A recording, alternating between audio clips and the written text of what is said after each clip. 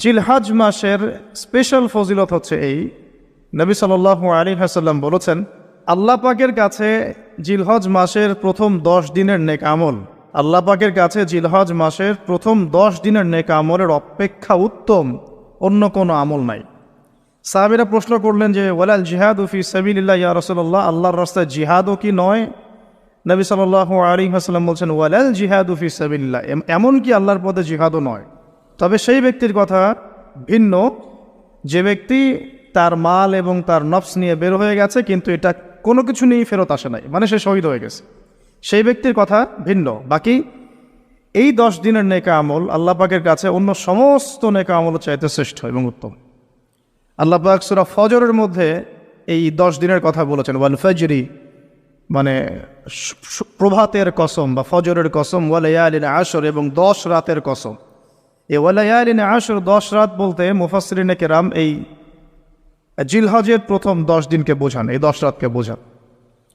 আবার সূরা ওয়াস-সামাই যাতিল বুরুজ, আমরা সূরা বুরুজ পড়ি, ওয়াল ইয়াউমিল মাউউদ ওয়া শাহিদি ওয়া মাশহুদ, এখানে শাহিদ বলতে আরাফার দিনকে বোঝানো হয়, ওয়া মাশহুদ বলতে জুমার দিনকে বোঝানো হয়। তো এই আরাফার দিনও কিন্তু এই 10 দিনের মধ্যেই পড়ে গেছে।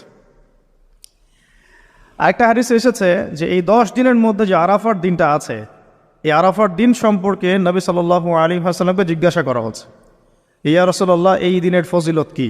নবী করিম সাল্লাল্লাহু আলাইহি ওয়াসাল্লাম বলছেন, আহতাসিবু আলাল্লাহ, আমি আল্লাহর কাছে আশা করি যে এই দিন মানে আরাফার দিনের সিয়াম রোজা, এটা কি হবে?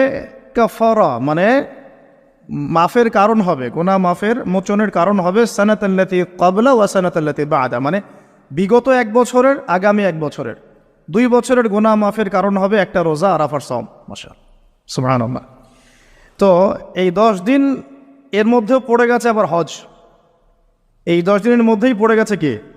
হজ, হজও এর মধ্যে, আবার কোরবানি নাহার এটাও এর মধ্যে।